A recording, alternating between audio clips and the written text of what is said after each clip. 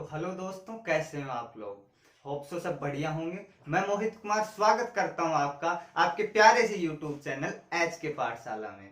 आज का लेक्चर हमारा फिजिक्स का होने वाला है। फिजिक्स को हम एक पढ़ने वाला विषय न कहते हुए एक विश्लेषण करने वाला विषय या फिर एनालिसिस करने वाला सब्जेक्ट कहेंगे। जी बिल्कुल, इसमें हम सिर्फ पढ़ेंगे ही नहीं, समझेंगे। तो आज का जो लेक्चर है वो स्टार्ट करेंगे हम फिजिक्स के फिजिकल वर्ड से। यानी हमारे जो क्लासेस चलती हैं 11th क्लास से यूनिट एंड मेजरमेंट से स्टार्ट होता है। बट यूनिट एंड मेजरमेंट को जानने के लिए उससे पहले हमें एक नींव बनानी पड़ती है, जो कि हम आज ये नींव बनाएंगे। आखिर फिजिक्स है क्या। तो यहां से हम स्टार्ट करेंगे बैकग्राउंड ऑफ फिजिक्स। फिजिक्स हमारे पास कहां से आया, ठीक है। उसके बाद में हम जानेंगे व्हाट इज फिजिक्स, फिजिक्स क्या है, फिजिक्स की डेफिनेशन क्या है, उसको हम जानेंगे। फिर उसके बाद हम जानेंगे fundamental principle of physics. Physics किन किन फंडामेंटल प्रिंसिपल्स पर डिपेंड करता है। उसके बाद में स्कोप पढ़ेंगे, क्या क्या स्कोप है इसमें। फिर जो टेक्नोलॉजी के साथ फिजिक्स का क्या रिलेशन है वो हम इसमें जानेंगे। और लास्ट हमारा टॉपिक रहेगा फंडामेंटल फोर्सेज इन फिजिक्स। जो फंडामेंटल फोर्स हैं, जो हमारी भौतिक विज्ञान में जो मूलभूत बल हैं वो कितने हैं और क्या हैं। वैसे तो बहुत से बल हमारे काम आएंगे, पर जो फंडामेंटल फोर्सेज हैं वो यानी जो 4 फंडामेंटल फोर्सेज हैं उन्हीं से हम निकालते हैं, जैसे व्युत्पन्न करते हैं उनको, तो उन्हीं से आएंगे। ठीक है, तो हम अपना पहला पॉइंट लेके चलते हैं बैकग्राउंड ऑफ फिजिक्स का। तो बैकग्राउंड ऑफ फिजिक्स के बारे में हम देखते हैं कि फिजिक्स हमारे पास आया कहाँ से है। कहीं ना कहीं हम 6th क्लास से पढ़ते रहते हैं फिजिक्स के बारे में, जो कि साइंस की टेक्स्ट बुक में हम जानते हैं। फिजिक्स के कुछ टॉपिक्स साइंस से हम पढ़ते आ रहे हैं, तो इससे ये जाहिर हो जाता है कि जो फिजिक्स है हमारे पास वो साइंस से ही आया है। और हम ये कह सकते हैं कि जो फिजिक्स है वो एक साइंस की क्या है, ब्रांच है। तो सबसे पहले हम जानते हैं कि आखिर साइंस क्या है। हमारे पास साइंस आई कहां से है। तो जो साइंस है वो अरबी भाषा के सिंटिया या साइंसिया वर्ड से मिलकर बना है, ठीक है, जिसका अर्थ होता है जानना। और जो हमारा जो संस्कृत भाषा है उसमें विज्ञान इसका क्या है, समानार्थी अर्थ है, यानी उसका अर्थ भी यही होता है, जानना। तो अब सवाल आता है इसमें कि हम क्या जानते हैं। तो जो इसकी डेफिनेशन है इससे क्लियर होता है, the study of physical world and natural laws it's called science. जो हमारा जो भौतिक जगत होता है उसके बारे में पढ़ना, और जो हमारी प्रकृति के नियम होते हैं उनके बारे में पढ़ना, हम क्या करते हैं, उसे ही साइंस कहते हैं। यानी साइंस में ही हम इन्हें पढ़ते हैं, इनके बारे में जानते हैं। या फिर हम हिंदी में इसकी एक परिभाषा दे सकते हैं कि भौतिक जगत के प्रत्येक नियम, जो जो प्राकृतिक नियम है उनका क्रमबद्ध अध्ययन हम साइंस के अंतर्गत करते हैं, विज्ञान के अंतर्गत करते हैं। अब विज्ञान इतनी बड़ी थी कि इसको एक जगह हम अध्ययन नहीं कर सकते, तो इसके क्या है, हमने पार्ट डिवाइडेशन कर दिया। पार्ट किस तरीके से डिवाइडेशन किया, केमिस्ट्री, फिजिक्स, बायोलॉजी, मैथमेटिक्स, इस तरीके से हमने साइंस को क्या कर दिया, डिवाइडेशन कर दिया, ताकि क्या है अलग अलग चीजें हम अलग अलग सब्जेक्ट के हिसाब से पढ़ सकते हैं। यानी इससे क्या है, हमें पढ़ने में आसानी होती है। तो हम बायोलॉजी और केमिस्ट्री की बात ना करते, हमारा टॉपिक रहेगा फिजिक्स के बारे में। फिजिक्स साइंस की एक ब्रांच है। अब बात करेंगे फिजिक्स क्या है। हमने ये तो जान लिया कि फिजिक्स आया साइंस से है, बट अब फिजिक्स क्या है, फिजिक्स के डेफिनेशन हम किस प्रकार से देंगे, तो चलिए वो बात करते हैं। तो अब हम देखेंगे व्हाट इज फिजिक्स। फिजिक्स क्या है, फिजिक्स की परिभाषा क्या है। अभी तक हमने यह जानना है कि फिजिक्स क्या है, एक साइंस की ब्रांच है। और साइंस में इतना बर्डन हो गया था कि उसने क्या अपना विभाजन कर लिया, तो उसमें से एक फिजिक्स था। अब बात करते हैं फिजिक्स वर्ड की। फिजिक्स वर्ड आया कहां से है, तो ग्रीक भाषा का एक शब्द है, ग्रीक लैंग्वेज है, उसका एक वर्ड है फ्यूसिस। ग्रीक भाषा का एक वर्ड है फ्यूसिस, जिसका अर्थ होता है प्रकृति। हिंदी में इसको बोलेंगे प्रकृति। तो जो फ्यूसिस जो प्रकृति है उसी से हमारा फिजिक्स बना है, और इसको हम हिंदी में कहेंगे भौतिक विज्ञान। भौतिक विज्ञान। और जो भौतिक शब्द है ये वेदों में प्राचीन समय से इस्तेमाल होता है, जिसका अर्थ होता है प्राकृतिक। ठीक है, तो मीन्स फिजिक्स का मतलब क्या हुआ, प्रकृति और प्राकृतिक घटनाओं का इसमें अध्ययन करेंगे। किस प्रकार से अध्ययन करते हैं, यदि हम जनरल इसकी परिभाषा जाने तो ऐसा कोई हुआ नहीं जो इसकी परिभाषा बनाया हो या इसकी परिभाषा बनी हो। यानी फिजिक्स को हम कुछ लाइनों में, कुछ शब्दों में डिफाइन नहीं कर सकते, बट हाँ हम कह सकते हैं कि जो फिजिक्स है वो होती क्या है, प्रकृति और जो प्राकृतिक घटनाएं होती हैं उनका साइंटिफिकली और प्रायोगिकी रूप से और वैज्ञानिक तौर पर हम अध्ययन करेंगे। साइंस की जिस ब्रांच में उसे फिजिक्स कहेंगे। तो हम यहाँ देख सकते हैं the scientific study of nature and its laws, जो हमारा जो प्रकृति है, प्राकृतिक और उसके जो नियम होते हैं उनका साइंटिफिक स्टडी हम फिजिक्स के दौरान करते हैं। It is the laws and principle that governs the universe. इससे हम कह सकते हैं कि फिजिक्स क्या है, सब कुछ है। फिजिक्स क्या नहीं है, कुछ भी नहीं है, फिजिक्स है तो सब कुछ है। कैसे, अब आप जहां बैठे हैं वो उसके ऊपर पंखा चल रहा है वो फिजिक्स है, या फिर कूलर चल रहा होगा वो फिजिक्स है। जहां से आप ये वीडियो देख रहे हैं वो मोबाइल वो फिजिक्स है, या पीसी से देख रहे हैं तो वो भी फिजिक्स की देन है। घर में टीवी है वो भी फिजिक्स की देन है। चलो इलेक्ट्रिकल आइटम छोड़ते हैं, हम दूसरी तरफ चलते हैं। जो हमारे युद्ध होते हैं उनमें न्यूक्लियर बम गिराए जाते हैं, वो किसकी देन है, वो भी एक फिजिक्स की देन है। चलो ये भी छोड़ देते हैं, हम बायोलॉजी की बात कर लेते हैं। आप क्या करते हैं, डॉक्टर के पास जाते हैं और अपना इलाज करवाते हैं, तो सबसे पहले क्या करता है, आपको स्टेथोस्कोप से चेक करता है। स्टेथोस्कोप भी फिजिक्स की देन है। आप एक्सरे मशीन से चेक करवाते हैं, सोनोग्राफी करवाते हैं, जितनी भी जो मशीनें होती हैं, स्टेथोस्कोप, एक्सरे, ये सब क्या है, फिजिक्स की देन है। और फिजिक्स से ही हमारा जीवन चल रहा है। तो हम कह सकते हैं कि फिजिक्स क्या है, एक पूरी दुनिया है, और हम यही फिजिक्स पढ़ेंगे। It tell us why and how things behave as they do. ये हमें ये सिखाता है, फिजिक्स हमें क्या सिखाती है कि ये काम जो हो रहा है वो क्यों और कैसे हो रहा है। हमने अभी एग्जाम्पल की बात की, पंखा चल रहा है, पंखा क्यों चल रहा है, पंखा किस तरीके से चल रहा है, वो हम फिजिक्स में पढ़ेंगे।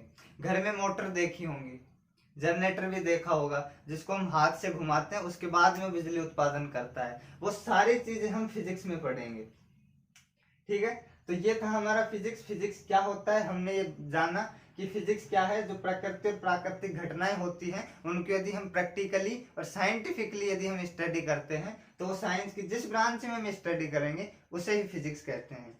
चलिए बात करते हैं आगे, फिजिक्स और क्या है। देखिए,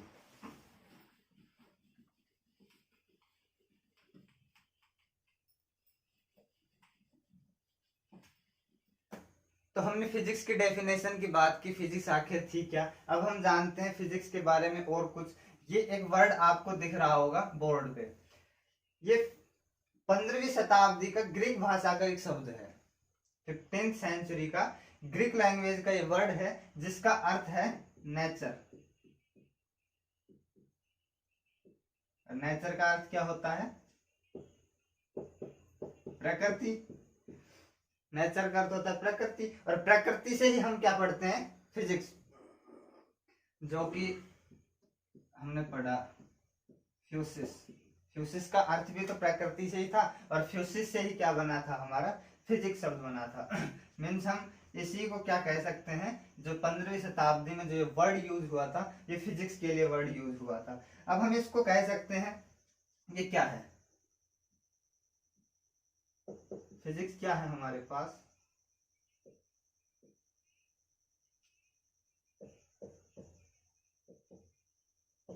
इसको हम कह सकते हैं बेसिक लॉज ऑफ नेचर। ठीक है, या फिर हम कह सकते हैं कि वो नियम जो हमें क्या करते हैं, जो यूनिवर्स है उसको समझाने में काम आते हैं, या फिर हमारी जो प्रकृति है उसको समझाने के काम आते हैं, वही क्या है, फिजिक्स है।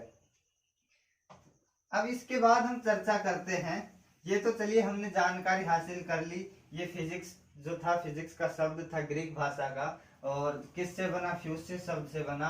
इसकी परिभाषा क्या होती है, जो प्रकृति और प्राकृतिक घटनाएं होती हैं उनको यदि हम प्रायोगिक रूप से पढ़ते हैं और वैज्ञानिक तौर से हम पढ़ते हैं तो उसे क्या कहेंगे, हम भौतिक विज्ञान कहते हैं।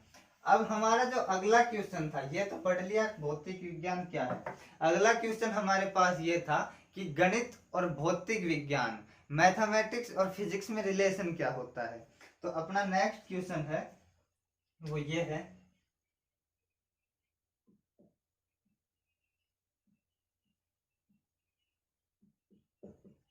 Relation between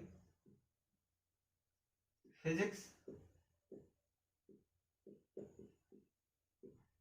and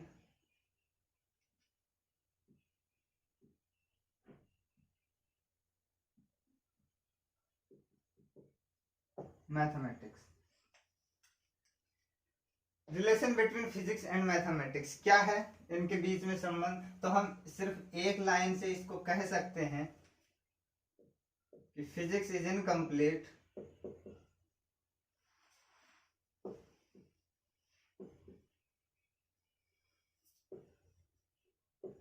without mathematics.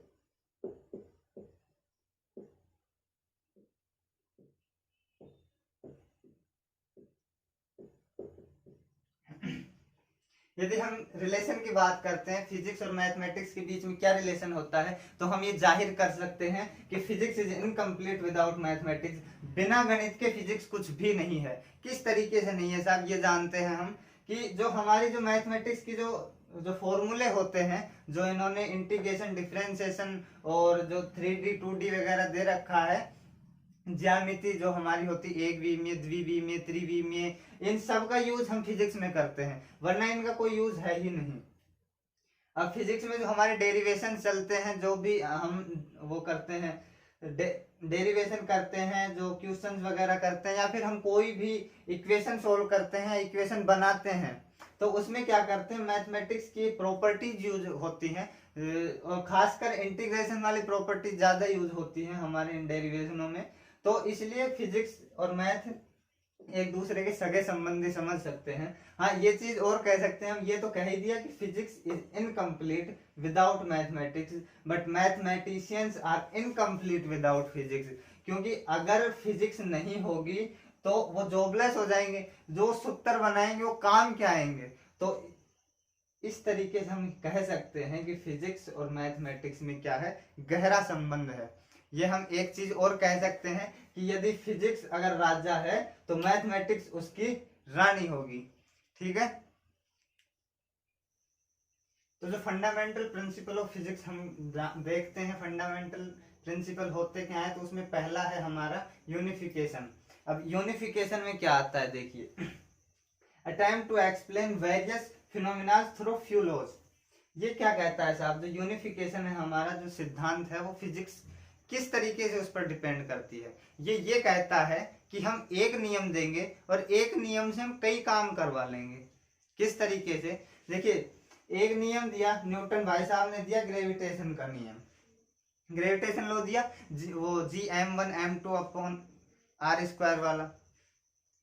तो क्या किया उसने, किस लिए दिया था, हम अभी तक क्या पढ़ते हैं, गुरुत्वाकर्षण बल क्या होता है।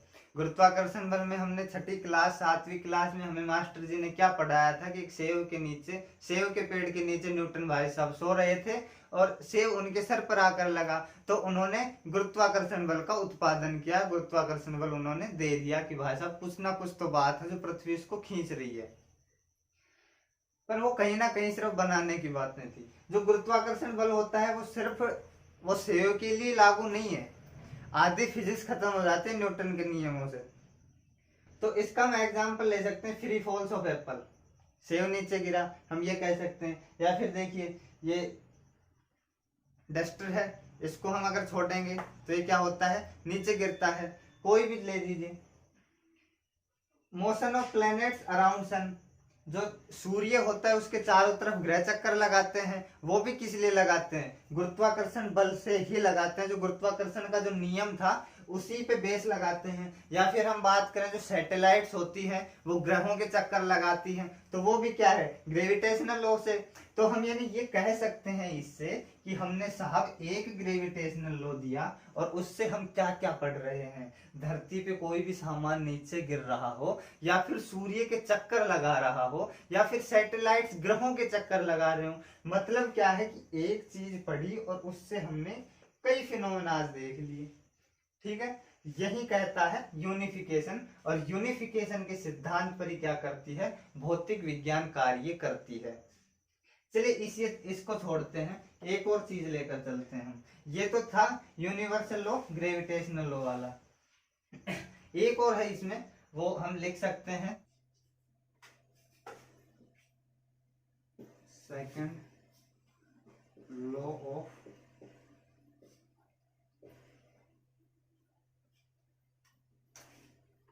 थर्मोडायनेमिक्स।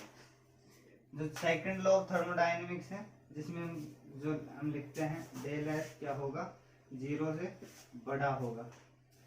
यही क्या है हमारा सेकंड लॉ ऑफ थर्मोडायनेमिक्स। इसको चलो हम एक एग्जांपल से समझते हैं। देखिए सर, होता क्या है इसमें, एक बात बताइएगा, आपने कभी हाथ रफ किए हैं? जब जो हमारे जो दोनों हाथ हैं उनको यदि हम घिसते हैं तो क्या होता है, थोड़ी देर में ये गर्म हो जाता है, ठीक है ना। तो ये गर्म हो जाने के बाद क्या होता है, देखिए अपने जो हाथ हैं उनमें हमने मोशन करवाया, उसके बाद क्या हो गया, हीट जनरेट हुआ, उष्मा आ गई इनमें। अभी एक बात बताइएगा, यदि हम हीटर के पास जाके पहले इन हाथों को उष्मा दे लें, यानी इनको गर्म कर लें, ठीक है, तो उसके बाद क्या होगा, क्या ये हाथ गति करने लग जाएंगे? बिल्कुल नहीं। यानी हम हाथ गति करवा रहे हैं तो उष्मा उत्पन्न हो रही है, तो इसका उल्टा थोड़ी ना होगा। मतलब यानी हम हाथों को उष्मा दे दें तो हाथ गति नहीं करेंगी। यही जो हमारा सेकंड लॉ ऑफ थर्मोडायनेमिक्स है, उष्मा गतिकी का जो द्वितीय नियम है वो यही कहता है। यानी कि होता क्या है, एक तरफ चलता है, ठीक है। हम कह सकते हैं, मान लीजिए कि कोई भी गाड़ी है, ठीक है, वो हम चला रहे हैं, तो होता क्या है, वो घर्षण से चल रही है ना। यानी उसमें वो भी रफ तो हुई ना, मान लीजिए ये हमारी सतह है तो इसके ऊपर ये गाड़ी चल रही है, ठीक है, सेम प्रोसेस हुआ है। ये जो हाथ था, ये हाथ यहाँ से रफ हो रहा था, अब मान लीजिए ये गाड़ी है तो ये गाड़ी भी रफ हो रही है। मीन्स क्या हुआ, यहाँ पर भी हीट तो हुआ, नगण्य मात्र हुआ, मगर हुआ तो सही ना हीट।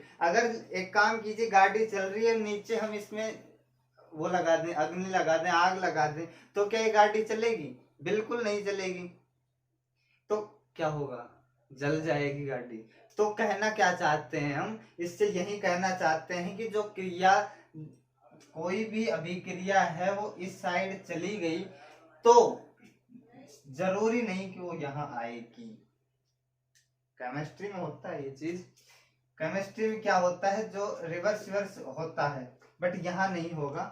जो हमारा जो प्रिंसिपल है यूनिफिकेशन वाला, उसमें हम ये चीज नहीं करेंगे, क्योंकि होता ही नहीं है। आप देख लीजिए ना, आपके पास मैंने एग्जाम्पल रखा, हाथ का एग्जाम्पल रखा, गाड़ी का एग्जाम्पल किया, यानी कि जो चीज एक जगह हो चुकी है वो दोबारा नहीं होगी, यानी उसी अवस्था में थोड़ी ना आएगी। फॉर एग्जाम्पल, यदि हम जैसे दैनिक जीवन में हम बात करते हैं, आटा हुआ, आटे में पानी मिलाया, गूंथ लिया, गुथा हुआ आटा बन गया। अब एक बात बताइएगा, गुथे हुए आटे से क्या आप सूखा आटा बना सकते हैं? कभी नहीं बनेगा ना। तो वही सेम प्रोसेस आप इसमें मान सकते हैं। चलिए बात करते हैं इसकी दूसरी प्रॉपर्टी की, तो इसको हम क्या कर देते हैं, रफ कर देते हैं।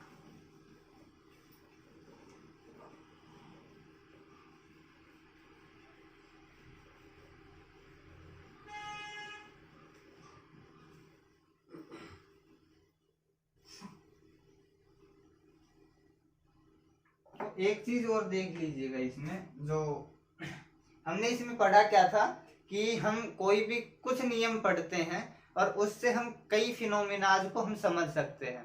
तो हमने ग्रेविटेशनल का एग्जांपल लिया और उसके बाद में हमने सेकंड लॉ ऑफ थर्मोडायनेमिक्स पढ़ा। हम इसमें ये भी कह सकते हैं, जो हमारे जो मैक्सवेल ने इक्वेशन दी थी, भाई साहब ने 4 इक्वेशन दी, 4 इक्वेशन में उसने आधी सी फिजिक्स, हम पूरी नहीं मान सकते, आधी सी फिजिक्स को लपेट रखा है। तो हम यहाँ बात कर सकते हैं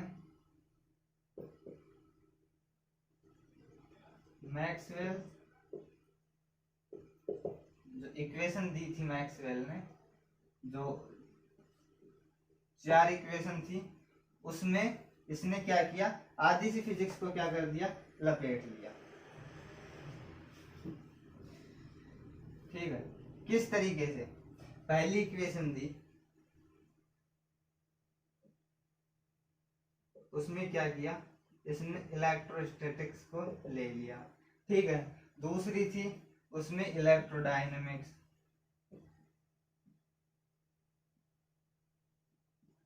जो तीसरी इक्वेशन थी इसमें इसने क्या कर दिया, मैग्नेटिज्म, ठीक है, मैग्नेटिज्म को कर दिया। और जो चौथी इक्वेशन दी उसमें इसने क्या किया, इलेक्ट्रोमैग्नेटिक। अब एक चीज देखिए, मैक्सवेल ने 4 समीकरण दी, 4 समीकरणों में जो स्थिर वैद्युतिकी है, जो गतिशील वाली है, चुंबकीय और विद्युत चुंबकीय, चारों को, यानी जो ये जो हमारे पास लिख रखे हैं ना, मैंने 4 गोले बना दिए हैं, ये सिर्फ 4 वर्ड नहीं है या फिर सिर्फ 4 टॉपिक नहीं है, ये एक अलग जो हमारी, हम कह सकते हैं इसको एक पार्ट है, फिजिक्स का एक पार्ट है, जो हम उसमें पढ़ेंगे, जो स्कोप आएंगे ना उसमें मैं बताऊंगा आपको, ये अलग अलग पार्ट है हमारे फिजिक्स के, ठीक है। उनको एक एक समीकरण ले रखा है, मतलब यानी एक समीकरण से हम जो स्थिर वैद्युतिकी है उसके सभी नियम पढ़ लेंगे। जो इलेक्ट्रोडायनेमिक्स है इसमें देखो, इलेक्ट्रो इलेक्ट्रो फर्क क्या है, इसमें क्या है, स्टैटिक है, स्थिर है, ठीक है, और इसमें क्या होगा, इसमें होगा गतिशील, ठीक है। तो इलेक्ट्रोस्टैटिक्स, इलेक्ट्रोमैग्नेटिक्स, मैग्नेटिज्म, इलेक्ट्रोमैग्नेटिक, मतलब कि 4 समीकरणों से सब कुछ इसने कर दिया। ये क्या था, यही था, फिजिक्स का ही प्रिंसिपल है, मतलब कि कुछ नियम पढ़कर हम बहुत से फिनोमेनाज को पढ़ सकते हैं, बहुत से फिनोमेनाज को एक्सप्लेन कर सकते हैं। तो चलिए अब हम करते हैं इसके दूसरे सिद्धांत के बारे में।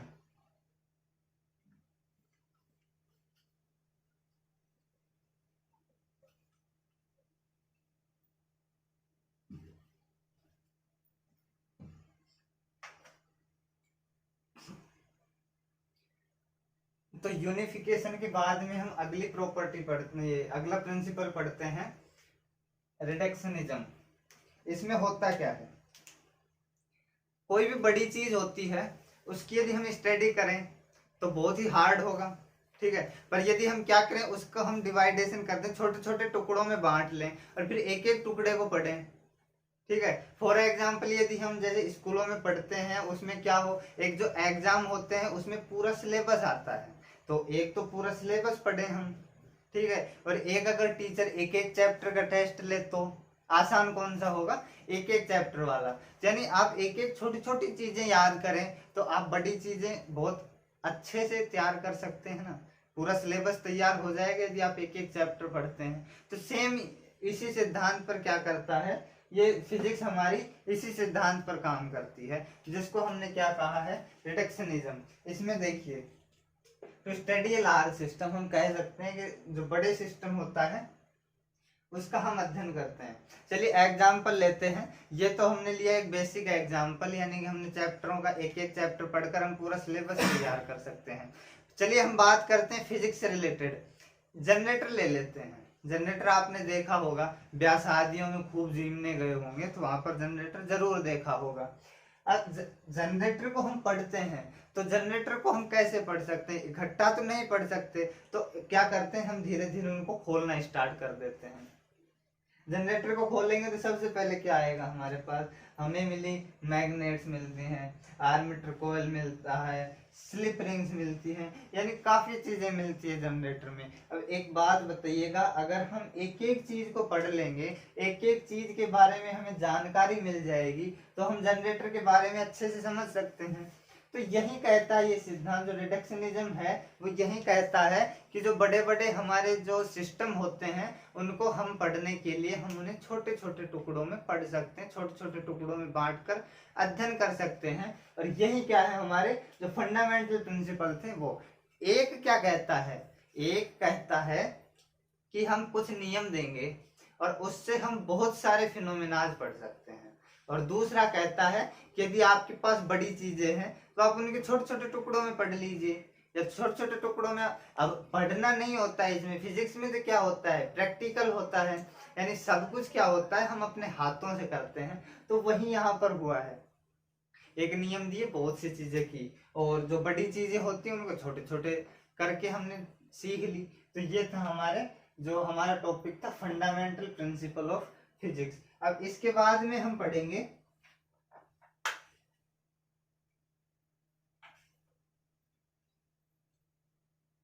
जो ये फंडामेंटल प्रिंसिपल ऑफ फिजिक्स है, वैसे तो बहुत से सिद्धांतों पर कार्य करती है, अलग अलग चीज अलग अलग सिद्धांतों पर कार्य करेगा, पर मुख्य रूप से सिर्फ मैंने दो बताए थे। ये एक तो रिडक्शन था और एक जो हमने पहले पढ़ा था वो था, जो ये था रिडक्शनिज्म है।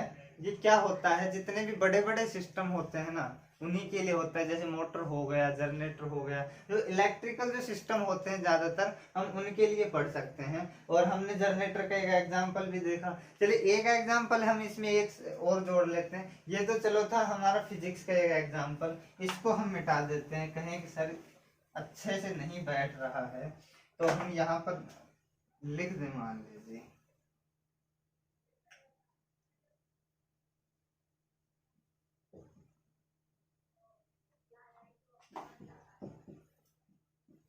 ये लीजिए, हमने लिख दिया ऊषा चलती है। तो ऊषा कैसे चलती है उसके बारे में हम देखेंगे। अब इसमें देखिए हम दो तीन तरीके से देख सकते हैं। ऊषा पैरों से चल रही है, तो पैर क्या करते हैं, क्रिया कर रहे हैं। ऊषा की आंखें सामने देख रही है तभी तो वो चल रही है, ठीक है, तो वो हो गया। अब तीसरी बात करें, हाथ आगे पीछे हो रहे हैं तभी वो अच्छे से चल रही है। उसका जो फेस है वो किस तरीके से, उसका मूड सैड है या हैप्पी है या कुछ भी है। तो जो ऊषा चल रही है तो उसमें हम ऊषा के चलने को हम किस तरीके से समझ सकते हैं, हम छोटे छोटे पार्ट में डिवाइड कर दिया। ऊषा के पैर देखते हैं, उसके बाद में हम उसकी आंखें देखते हैं, उसके हाथ देखते हैं, हाथ हो गया, और हम इसको कह सकते हैं जो हाँ फेस हो गया, मुख प्रदर्शन जो कि लड़के बहुत ज्यादा करते हैं, है ना, तो वही हो गया। तो इससे हम बता सकते हैं कि ऊषा किस प्रकार से चल रही है। छोटे छोटे हमने स्टडी की, छोटे छोटे चीजों की। अब उसके पैर कैसे थे, सैंडल पहन रखी थी, कैसे चल रही थी, फॉर एग्जांपल, ये सब मजाक की बातें थी। बट हाँ, इससे हम ये समझ सकते हैं कि जो फंडामेंटल प्रॉपर्टी है रिडक्शनिज्म की वो। चलिए इसको हम रफ करते हैं। इसके बाद में हम पढ़ेंगे जो हमारा स्कोप है, फिजिक्स का स्कोप क्या है, फिजिक्स को इंटरेस्टेड किस तरीके से बना रहे हैं, तो वो हम चलिए स्टार्ट करते हैं आगे। इसको हम रफ कर देते हैं हमारी ऊषा को। ये लीजिए सर,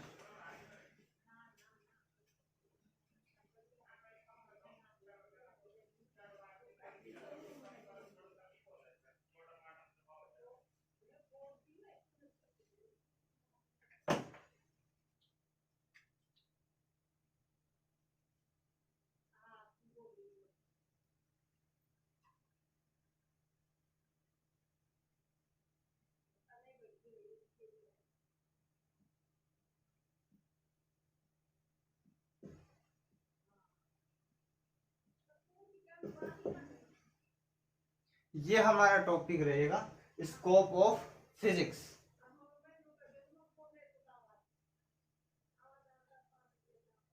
तो जानते हैं हम स्कोप ऑफ फिजिक्स के बारे में। स्कोप ऑफ फिजिक्स, फिजिक्स का जो विस्तार है, फिजिक्स हम कितना पढ़ते हैं, क्या पढ़ते हैं, तो वो हम यहाँ से देख सकते हैं। फिजिक्स भौतिकी, ठीक है। फिजिक्स को हमने दो पार्ट में डिवाइडेशन किया है, एक क्लासिकल फिजिक्स और एक मॉडर्न फिजिक्स। फिजिक्स के पास भी बर्डन बहुत ज्यादा था तो उसने दो भागों में विभाजित कर दिया। हाँ, यदि हम इसको एक दूसरे तरीके से देख सकते हैं, एक माइक्रो जो फिजिक्स होती है, माइक्रो और मैक्रो, दो तरीके से हम इसको देख सकते हैं। यानी जिसके कण बड़े हों, जिसके कण छोटे हों, उनके हिसाब से हम स्टडी कर सकते हैं। पर हम यहाँ पर स्टडी करेंगे जो हमारा जो NCERT, RBSC, CBSC, SBSC, जितने भी बोर्ड्स होते हैं, या फिर हम जहाँ बुक पढ़ते हैं, ठीक है। और वैसे अलग अलग ऑथर्स इनको अलग अलग तरीके से डिफाइन करते हैं। हमने क्या किया, दो तरीके से पढ़े, क्लासिकल फिजिक्स और मॉडर्न फिजिक्स। अब क्लासिकल फिजिक्स में हम क्या क्या पढ़ेंगे, मॉडर्न फिजिक्स में हम क्या क्या पढ़ेंगे, तो ये देखिए क्लासिकल फिजिक्स को हमने पार्ट में डिवाइडेशन किया है, और मॉडर्न फिजिक्स को हमने क्या किया है, 4 तरीके से डिवाइडेशन किया है। आपको दिखने में ये क्या लग रहे होंगे, छोटे छोटे नाम लग रहे होंगे, पर ये सिर्फ एक नाम नहीं है, ये अलग अलग ग्रंथ है भाई साहब, अलग अलग ग्रंथ पढ़ेंगे इसमें। तो सबसे पहले आता है हमारा मैकेनिक्स। मैकेनिक्स मीन्स जो हिंदी वाले हैं वो यांत्रिकी। जो फिजिक्स का एक सबसे बड़ा और सबसे इंपॉर्टेंट पार्ट होता है यांत्रिकी, जिसमें हम पढ़ेंगे क्या, हम पढ़ेंगे मोशन, मोशन ऑफ लॉ, ये होगा। और इसके बाद में हम कह सकते हैं जो वेव होती है, वेव मोशन होती है,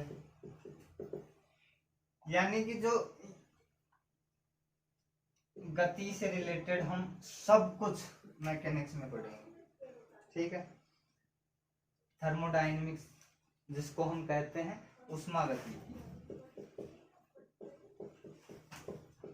उष्मागतिकी, इसमें क्या पढ़ेंगे साहब, उष्मागति में पढ़ेंगे हम जो हीट होता है हमारा, टेम्परेचर होता है, टेम्परेचर से रिलेटेड जो हमारे लॉज होते हैं उन सबको हम थर्मोडायनेमिक्स उष्मागति के में पढ़ेंगे। हिंदी वाले विद्यार्थी ध्यान से सुनिएगा, ताप हुआ, तापमान हुआ, और तापमान से रिलेटेड जो उनके नियम हैं, जैसे ये क्या नाम था, थर्मोडायनेमिक्स का हमने एक वो भी लिया था, सेकंड लॉ, ठीक है ना। तो उस कहाँ पढ़ेंगे हम, थर्मोडायनेमिक्स में पढ़ेंगे उसको। और जो इलेक्ट्रोमैग्नेटिक्स होता है इसमें हम पढ़ते हैं जो चार्ज पार्टिकल होता है उनकी गति के बारे में, ठीक है। चार्ज पार्टिकल का जो मोशन होता है उसके ऊपर हम पढ़ते हैं कि, और ये दोनों चीज हमारी 11th में चलेंगी, और ये हमारी 12th में आती है, ये भी 11th की है, ऑप्टिक्स 12th में आएगी, और ये सारी चीज 12th में है, ठीक है। ये इलेक्ट्रोमैग्नेटिक्स हो गया, इसका नाम है ध्वनि विज्ञान।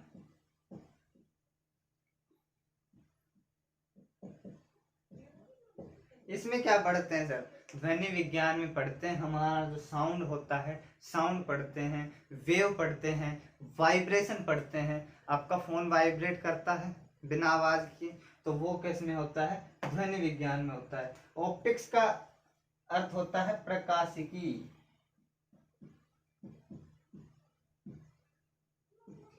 जो कि सबसे प्यारा और मेरा फेवरेट, ऑप्टिक्स, प्रकाशिकी। इसमें क्या पढ़ेंगे हम, रिफ्रैक्शन, रिफ्लेक्शन, मिरर वगैरह, और उसके बाद में जो हमारे जो सूक्ष्मदर्शी दूरबीन वगैरह होते हैं जो पास की वस्तु को मोटा पतला वो दिखाते हैं ना, वो हम सब किस में पढ़ेंगे, ऑप्टिक्स में जाके पढ़ेंगे। परावर्तन, अपवर्तन, जो दर्पण होता है, लेंस होता है, उन सबको, सूक्ष्मदर्शी, दूरबीन, हाँ इसमें नेत्र और पढ़ेंगे, प्रकाशिकी के साथ साथ प्रकाशिकी में नेत्र को और जोड़ सकते हैं, ठीक है।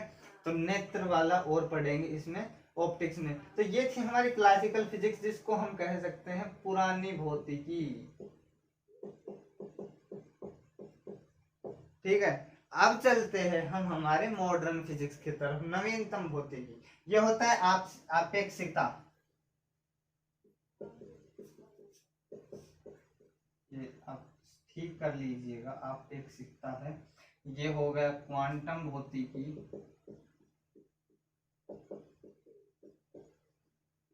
ये हो गया आणविक भौतिकी,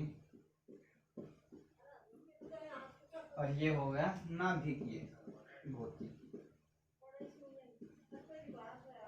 बहुत ही सरल है। इसमें हम उन कणों की गति का अध्ययन करते हैं जिन कणों का वेग जो सूर्य का वेग होता है 3 × 10⁸ सूर्य के वेग के बराबर हो, उन कणों की गति हम क्या किसमें पढ़ते हैं, रिलेटिविटी में पढ़ते हैं। क्वांटम भौतिकी जो नवीनतम भौतिकी है, नई चीजें जिसमें पढ़ेंगे। क्वांटम भौतिकी में अणुओं के बारे में हम जहां पर पढ़ेंगे वो एटॉमिक फिजिक्स, आणविक भौतिकी, और जो नाभिक और नाभिक के जो नाभिकों के बीच में जो बल लगते हैं उनको हम क्या कहाँ पढ़ेंगे, न्यूक्लियर फिजिक्स के अंतर्गत पढ़ेंगे। तो ये था हमारा स्कोप ऑफ फिजिक्स, या फिर हम कह सकते हैं टाइप्स ऑफ फिजिक्स। फिजिक्स का जो हमने विभाजन किया है वो इस तरीके से किया है, आप देख सकते हैं। दो तरीके से हुआ, classical mechanics, modern physics. Classical mechanics को 5 पार्ट में डिवाइड किया, मैं क्लासिकल फिजिक्स को 5 पार्ट में डिवाइड किया, मैकेनिक्स, थर्मोडायनेमिक्स, इलेक्ट्रोमैग्नेटिक्स, एसोसिएटिक्स और ऑप्टिक्स। और यहाँ हमने क्या किया, relativity, quantum physics, atomic physics और न्यूक्लियर फिजिक्स। तो ये था हमारा ये scope of physics. Hope so समझ में आ रहा होगा। हाँ, एक चीज हम कह सकते हैं, इतना बड़ा देखकर क्या होता है, डर तो लगता ही है, पर डरना नहीं है। फिजिक्स से क्या करना है, आपको प्यार करना है, जिसको इंग्लिश में क्या कहते हैं, लव कहते हैं। आपको फिजिक्स से प्यार करना होगा, इसको दिल देना होगा। पर नहीं साहब, दिल तो हम देंगे नहीं। दिल तो आप उस्मा को देंगे, सुष्मिता को देंगे, क्यूटी ब्यूटी खान को देंगे, जी नहीं। हमें फिजिक्स को दिल देना होगा, फिजिक्स से प्रेम करना होगा, तब जाके समझ में आएंगी। वैसे ज्यादा कुछ बड़ा नहीं, इसमें डिवाइडेशन कर दिया। 11th क्लास में कुछ टॉपिक्स हम 11th क्लास में पढ़ेंगे और कुछ इसमें क्या करेंगे, 12th क्लास में पढ़ेंगे। चलिए आगे बात करते हैं, इसको रफ कर देते हैं हम।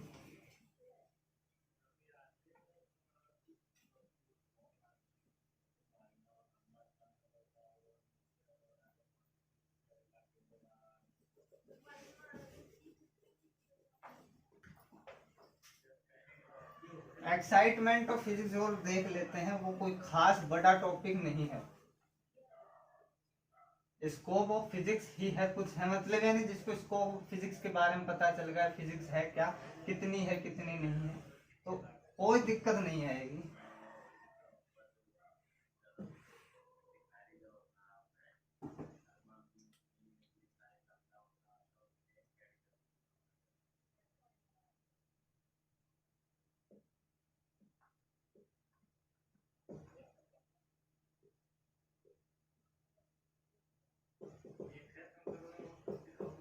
एक्साइटमेंट किस तरीके से होता है, फिजिक्स जो है वो हमारे दैनिक जीवन में बहुत काम आती है मेरे प्यारे दोस्तों। किस तरीके से काम आती है, हमने इस लेक्चर के स्टार्टिंग में ही ये चीजें देखी थी कि फिजिक्स के बिना ना हमारी जिंदगी अधूरी सी है। एक चीज सोचिएगा, अब आप फिलहाल लाइट के साथ जी रहे हैं, यानी लाइट आपके ऊपर जल रही है या फिर पंखे कूलर चल रहे हैं। एक बार वो चीज सोचिएगा, यानी आज से लगभग कुछ साल पहले, यानी आपके दादा परदादा के टाइम में लाइट नहीं होती थी तो चिमनी जला के गुजारा किया करते थे। अब आपके पास लाइट की सुविधा है, मतलब कि यानी आपने कितनी वृद्धि की, कितना विकास किया। वहां जब हाथ से हवा डाली जाती थी, और अब आपके ऊपर फैन चल रहे हैं, कूलर चल रहा है, एसी चल रही है, तो बहुत सी चीजों में विकास हुआ है। एक चीज देखिए, हमने फिजिक्स ने रेडियो बनाया, टेलीविजन बनाया, एक न्यूज कहाँ हो रही है और आप कहाँ बैठे देख लेते हैं। या फिर मोबाइल बनाया, आपके रिश्तेदार कितने दूर होते हैं, याद आती है तो 1 मिनट में आप फोन कर लेते हैं। आपके हाथ में स्मार्टफोन है, आपको याद आती है तो आप फटाफट इंस्टाग्राम खोलकर चैट कर लेते हैं। तो हाँ, ये क्या सब क्या है, फिजिक्स की देन है। फिजिक्स ने आपका जीवन बहुत ही आसान बनाया है, यही है और कुछ नहीं है। और ये लीजिए, कुछ भी नहीं है, सिर्फ एक इंटरेस्ट जगाने के लिए है कि आपके पास क्या है जो फिजिक्स ने दिया है। हम ये कहेंगे कि सब कुछ है हमारे पास, सब कुछ फिजिक्स ने दिया है। बिना फिजिक्स जिंदगी अधूरी सी थी। चलिए हटा देते हैं इसको।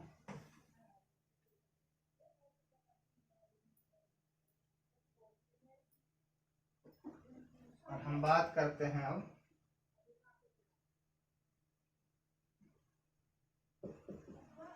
फिजिक्स एंड टेक्नोलॉजी के बारे में।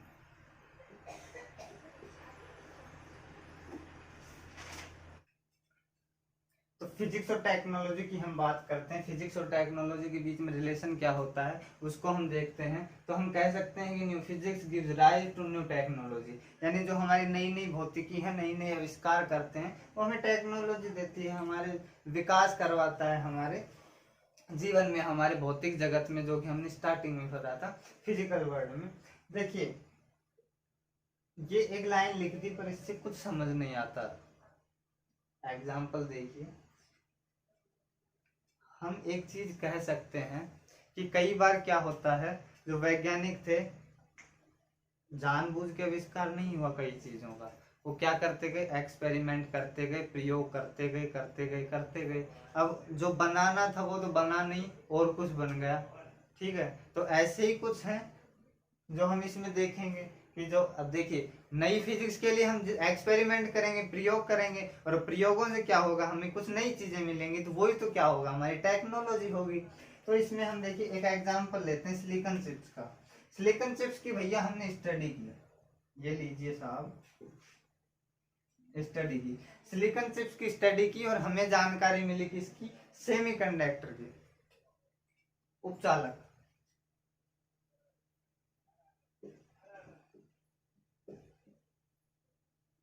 ये सॉरी उपचालक नहीं अर्धचालक, ये लीजिए साहब, सिलिकॉन चिप्स की हमने स्टडी की और हमें प्राप्त हुआ सेमीकंडक्टर, अर्धचालक। उसके बाद में ये लीजिए साहब, इससे हमें क्या मिला, सेमीकंडक्टर से हमारे पास आ गया लैपटॉप, मोबाइल, टीवी। अब एक बात बताइएगा, किसने सोचा था कि ये जो सिलिकॉन चिप्स है उसको यदि हम पढ़ेंगे, उसके बारे में हम अगर एक्सपेरिमेंट करेंगे तो लैपटॉप, मोबाइल, टीवी वगैरह ये बनेंगे। एक बात बताइएगा, मोबाइल है उसको थोड़ा सा और बड़ा किया, टैबलेट बन गए, उसको और थोड़ा सा बड़ा किया, पीसी बन गया। इसी पर तरीके से हम देख सकते हैं, टेलीविजन था इतना मोटा हुआ करता था, और आविष्कार करते गए, और अब क्या आता है, पतली सी एलईडी आती है, एलसीडी आती है। तो वही है ये, यानी हम क्या करते हैं, स्टडी करते रहे तो कुछ नई चीज आएंगी, वही टेक्नोलॉजी में काम आती है। यहाँ देख सकते हैं इलेक्ट्रोमैग्नेटिक वेव थी, उसकी स्टडी की हमने, तो हमें क्या मिला, वायरलेस कम्युनिकेशन मिला, जैसे कि इंटरनेट हो गया, वाईफाई हो गया, हॉटस्पॉट हो गया, या फिर हम वायरलेस कह सकते हैं, आप ब्लूटूथ कनेक्ट करते हैं तो वो भी हम इसी में देख लेते हैं। तो ये तो था फिजिक्स और टेक्नोलॉजी का एक पार्ट, यानी फिजिक्स से हमें टेक्नोलॉजी देती है, टेक्नोलॉजी भी कई बार फिजिक्स देती है।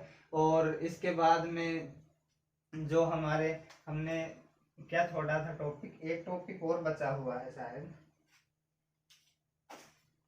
हाँ, फंडामेंटल फोर्सेज ऑफ फिजिक्स, यानी कि इसका एक पार्ट, और फंडामेंटल फोर्सेज ऑफ फिजिक्स उसका, वो हम करेंगे अगले लेक्चर में। तो यहाँ तक का लेक्चर होप सो समझ में आया होगा। यदि आप हमारे चैनल पर नए हैं तो चैनल को सब्सक्राइब जरूर कीजिएगा, और चैनल को ज्यादा से ज्यादा शेयर करो भाई, अपने मित्रों, महिला मित्रों के पास शेयर कर दो चैनलों को, जिससे क्या होगा, आपके पास ज्यादा से ज्यादा वीडियो पहुंचती रहेंगी, क्योंकि आप जितनी मेहनत करेंगे हम उनसे दोगुनी मेहनत करेंगे। ठीक है, जय श्री राम, राधे राधे।